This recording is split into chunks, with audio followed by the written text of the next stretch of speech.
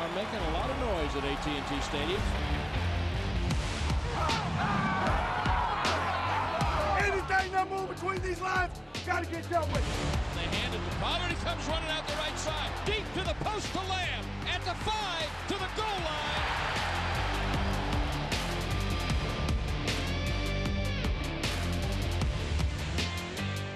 Dallas Cowboys Game Night is presented by AT&T, the official 5G innovation partner of the Dallas Cowboys.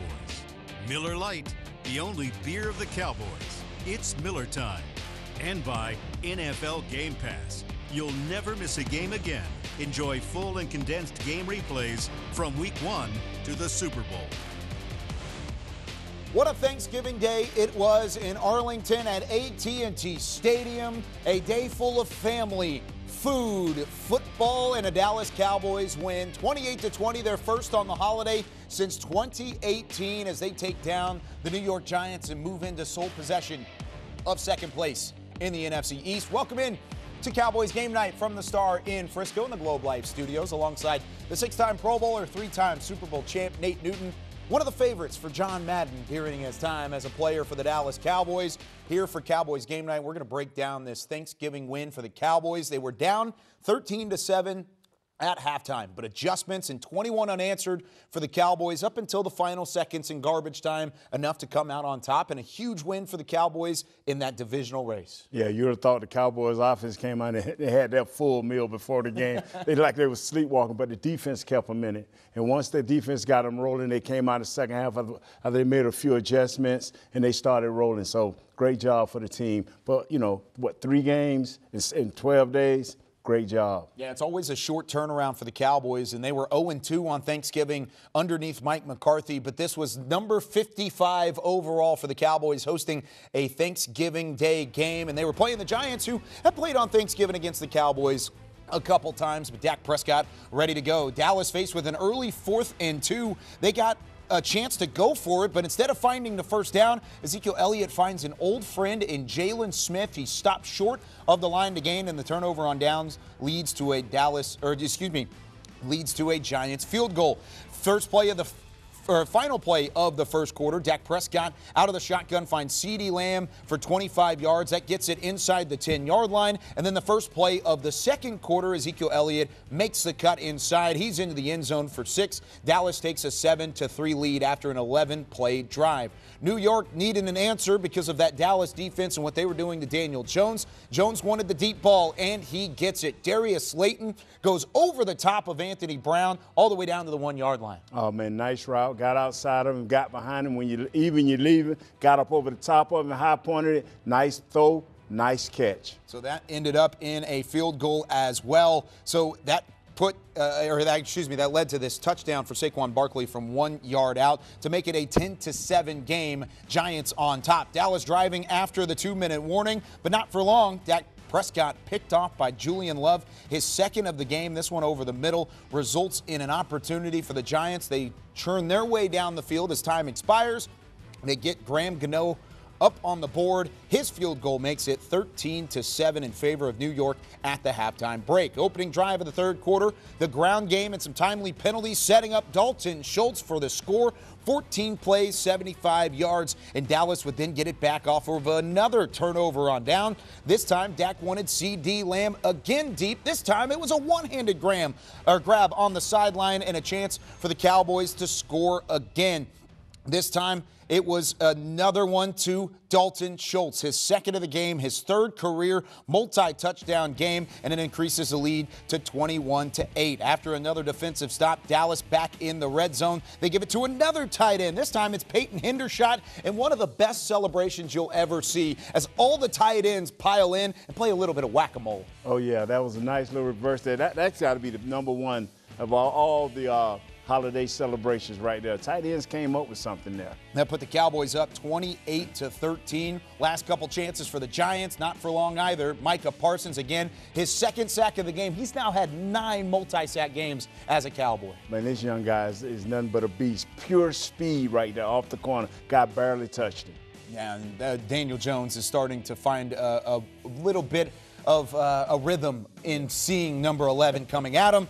4th down and 9. This was really the last chance for the Giants to really get into the football game. Daniel Jones hit as he threw. The throw was low. They would tack on a touchdown later in the game, but it was only with a couple seconds left. They couldn't recover the onside kick, and the Cowboys come out on top 28-20 over the New York Giants. Again, it was rushing yards, it was total yards. The defense made the plays when they needed to, and 3rd down efficiency working out for the Cowboys. And, of course, another big day for Dak Prescott. When we come back on Cowboys Game Night, we hear from QB1 and his thoughts following the Thanksgiving win over New York.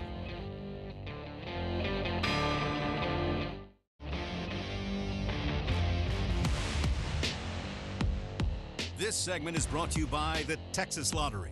If you have a lucky quarter, it could pay off big when you play the new Cowboys scratch ticket game from the Texas Lottery. 2 early mistakes for Dak Prescott, but he certainly found a rhythm in the second quarter, throwing 2 touchdown passes, both to Dalton Schultz, but leading 21 unanswered points at the start of the 3rd to really distance the Cowboys away from the New York Giants. Let's hear from QB1 and his thoughts after the win. David Moore, Dallas Morning News. You just talk about the way the offense came out in the second half and the focus and execution you had from that point forward. Yeah, I mean, we got off of our own feet. Excuse me. We stopped stepping on our toes, making self-inflicted mistakes. Didn't turn the ball over, and were able to get in that rhythm, get back to what I talked about in the past. Our standard and expectation, and pretty much scoring on every drive except the last one, and then the nil possession, going out there and kneeling, and that's what we're capable of doing when we're heightening our focus, executing in between the whistle and just finishing, and that's what we hold. That is our standard, and that's what we're going to hold each other to. And when we're not doing that in the first half, it's tough. But we understand that. Yeah, this is the NFL, and it's tough. It's not going to always go our way and always be perfect, but we've got to be committed to each other, committed to our game plan, and just stay at it. I got to ask, did you think the CD catch was a touchdown, and what did you think of whack-a-mole? I definitely thought the CD catch was a touchdown. I mean, I went to the sideline, dropped my helmet and everything. So it was an amazing catch, regardless of his feet. His heel came down out of bounds or whatever that rule is, just a different rule. Sideline versus the end zone, don't quite understand that. A catch is a catch. And then the whack-a-mole was great. The guys told me about it earlier in the week. They were worried about getting fined or getting a penalty. We said, make sure you're up 2 touchdowns, and we got a couple of guys that can help with the fine, so go for it. Dak, James Hadnot, KSLA News 12. I wanted to ask about the efficiency on 3rd down. The team was so efficient throughout the contest, and why was that so important for you guys in the second half especially? Yeah, I mean, we're focused. We know this team can give some problematic looks. They definitely got us on 1 or 2 of them early. But then we obviously came into the halftime, made some adjustments, blocked some things up, got one-on-ones with our guys, and CD was big on 3rd down, and not just him, the offensive line protecting, and it just goes into us focusing, understanding our job on 3rd down and our responsibility, and then executing, and we're able to do that and get things going, and as I said, got in a roll and we're able to put some points up consecutively. Follow-up, Michael Gallup was big in the first half on 3rd down. So to see him get back and really kind of become more consistent, what does that say about him and where he's at? Yeah, I talked about it last week. He's getting his feet back under him, and at this point, I think they're back under him, making a couple of tough catches, one-on-ones. The non-stop early in the first was a huge catch, and then just continuing that all game long, going back to him. He's showing up. That's who Michael Gallup is, and I'm glad he's gained that confidence back. And yeah, he's dangerous when he's got all that and it's back. Dak Jory, Epstein, Yahoo Sports. You never want to have a game where you throw those kind of interceptions, but historically y'all haven't won most of the games where you've thrown multiple interceptions. What does it show to be able to come back from that? How important is it to make sure y'all can rebound like that? Yeah, just understanding, as I've talked about, I'm going to be aggressive at times. Obviously, the first one was a close snap, thinking free play. I knew that it was close, didn't know if the flag came out or not. Tried to make a safer throw to the sideline. Guy just made a great play. I can't necessarily put the team in that position. And then at the end of the second half, just a little bit behind CD, but honestly, in a sense, where I wanted to go with the ball, kind of a bang-bang play. And, I mean, most of the time that ball's dropping to the ground. However, it bounces up. Just bad luck on my part. But I've got a risk versus reward. And just it says a lot about the resiliency of the team, of just sticking with it. Defense telling me, hey, we got your back, keep rolling. Offense understanding that those are 2 throws, and we're moving the ball just fine, but we're self-inflicted mistakes. So as long as we didn't do that, I wasn't too aggressive, and then we got the thing rolling. So there's Dak Prescott following the win. Here are some of the offensive numbers for the Cowboys in their 28-20 victory over the New York Giants. You look at the turnovers early. That was a big talking point, at least whenever we were watching the football game. But the way that they turned around and they had the big drives when they needed it most. Most notably, the 14-play, 75-yard drive to start the third quarter. They took advantage of the mistakes from the Giants, and they didn't let their own mistakes compound. But what did you think of Dak Prescott and that offensive performance? You know, I like how he's settling in. I mean, normally, like the young lady said earlier, we would lose those games. But Dak is coming back. He's finding ways to win the game. He's getting sharper as the game progresses. He's getting smarter. His receivers are starting to link up with him communication-wise. What I liked about it today is they added the tight ends into the game plan. But they'll be hard to stop if they can continue to add the tight ends into the game plan and continue to have Tony Pollard a part of it. Yeah, Tony Pollard has certainly been a huge weapon. He wasn't utilized as much or at least as effectively today, but we'll hear from him a little bit later on or talk more about him later on in Cowboys Game Night. But when we come back, we hear from Micah Parsons. Again, one of the best defenders in the NFL, had another best defender in the NFL type of night in the win over the Giants on Thanksgiving. This segment was brought to you by the Texas Lottery. If you have a lucky quarter, it could pay off big when you play the new Cowboys scratch ticket game from the Texas Lottery.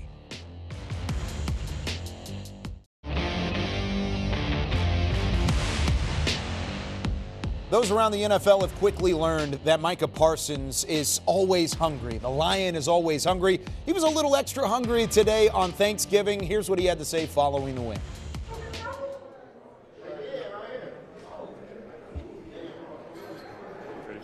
Yep. You guys have placed a lot of emphasis on stopping the run and gap discipline and trusting the guy next to you, setting edges. How do you feel you guys were able to kind of go about stopping Saquon today? I thought we did pretty good. I mean, might have had one, maybe two explosive runs, but for the most part, contained them, made sure everything was short. They passed way more than we was probably expecting. So I think we did a pretty good job for the way he's been playing this year. Resilient is the word of the year for the club. Did y'all show more resiliency in that second half? Yeah, we had to come out and fight. Definitely not a pretty first half. Definitely not the way we want to start, but for the most part, we came out in that second half and dominated. Like defensively, you guys really held them to like almost one first down until that last drive on third down. So what was the execution like on third down? Why was that so important for you guys? Just getting off the field. Everything was, I think that's the key, and the more we can get the ball back to our offense, the better things can get going. So, as more drives we could get them, the more they could catch in their rhythm, the more they could put points on the board, as you can see towards the end.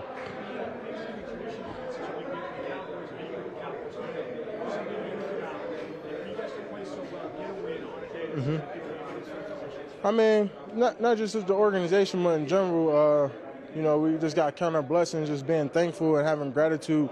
We was able to healthy enough to come out here and play, healthy enough to lead the field, just gratitude. We made it to another day, another Thanksgiving, man. That's what it's really all about.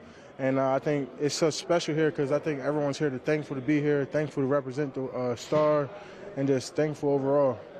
Like you talked last week after the win that it was important for you guys to play consistently, that you showed it, what you guys can be in flashes. But the fact that you guys were in a short week and put together back-to-back wins against two tough opponents, what does it say about how you guys are able to build? It just says we build in the right direction. Shows that, we could fight through anything with a short week. The Vikings was a hell game through injuries and so forth. And, to come back 4 days later and put on that win, that's huge. Huge momentum booster, and it gets us to leaning towards next week for that Sunday night game. You guys that were in masks during the week, a lot of guys getting sick. How do you feel like you guys were able to just kind of have a positive mentality of kind of next man up in case anyone went down because of that? Yeah, I mean, I'm pretty sure everyone stayed positive. I think it's just a flu bug going around. I think everyone's catching it. Even the Giants caught it, you know what I'm saying? So I was just going around, but just staying positive, knowing that if someone goes down, we know we so deep over here. So just knowing that, next guy could come in to play no matter what. You're close to Saquon. Do you say anything with him pregame, during the game? Yeah, I always tell them it's all love, brother. We don't stay safe. Person I stay in touch with no matter what. And, I know it's love, vice versa. coaches like to say. So Micah Parsons, now just Aldon Smith and Reggie White and Micah Parsons, those three, they're the only players in NFL history to have 12-plus sacks in each of their first 2 seasons since individual sacks were recorded back in 1982. Here's the defensive stats overall. But, Nate, when you looked at the defensive performance today, what stood out to you the most? Just how they held on in the first half, how they waited on the offense that was sleeping. They made plays. They filled the gap, and they made sure Barkley didn't get loose or Daniel Jones didn't get loose in running the ball. That is what stood out to me. And then when it was time in the second half, they just took over the situation. Yeah, definitely so. That defense continued to play really, really lights out again toward the back half of that third quarter, really into the fourth quarter. That allowed for a chance to win. When we come back, we hear from Ezekiel Elliott. When we come back with more Cowboys Game Night right after this.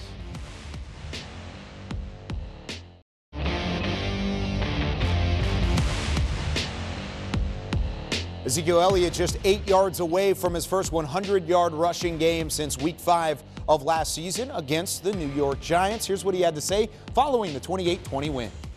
Zeke, I don't know if it was the offensive line or if it was your burst, but it seemed like the running game was on point from start to finish. I think it's a combination of everything, man. We had a great plan. Kellen and Coach Philbin put together a great plan. O-line did a hell of a job executing the plan, and I mean, even on one of them plays, I got a little extra help from my quarterback, man. That's funny. He's been telling me the past couple of weeks, he's like, yeah, on that play, you bring it all the way back, there's you got a lead blocker in me. So I held him up to that today. He's feeling good. I don't know if you knew this or not, but Dak has now beaten the Giants 10 straight times, tying Rodgers' stop out. Wow. Yeah, I mean, it make a lot of sense. We've had a lot of success in our division, in our career. But right now, we're a couple games behind the Eagles, so today definitely helped one step forward into trying to challenge for that division title. But we still got some work to do. Real quick, the tight ends decided to do a Thanksgiving kettle celebration. Can you comment on their celebration in the kettle? In other words, you did it a few years ago, but they kind of did a multiple dance thing. I definitely, I got to give them their props, man. They topped me. They topped my kettle celebrations. I'm a little jealous. They didn't let me in on it, but love those tight ends. We got a hell of a tight end room. All 4 of them playing great ball. And, yeah. Congratulations on the victory. Thank you. So Zeke was the original one to jump into the kettle, so we'll give him credit for being the original. But, yeah, the tight ends maybe took it up a notch with their one today in the win over the New York Giants. When we come back, we look ahead to Week 13 of the NFL season as the Indianapolis Colts prepare to come to town.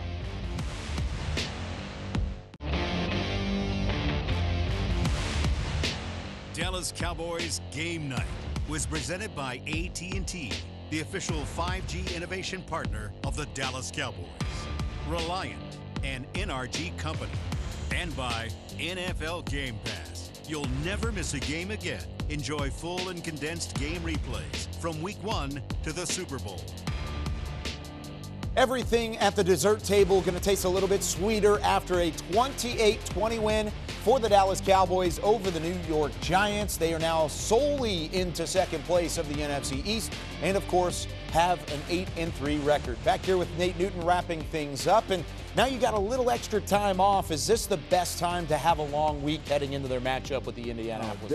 Definitely. It's a great time. You're working on a few things. As a player, you work mentally. If you're offensive lineman, you work on your technique. If you're a quarterback, you get rid of those turnovers. Yeah, if you're the defense, you just continue to eat. Yeah, and it's a chase on from this point forward to try and catch the Philadelphia Eagles. Of course, they've got one game down the stretch that is against Philadelphia on Christmas Eve. Their next holiday matchup should be a fun one as well. But this one was in favor of the Dallas Cowboys, 28-20 the final score. Dallas over New York. That does it for us on Cowboys Game Night. For Nate Newton, I'm Kyle Yeomans. We'll see you next week.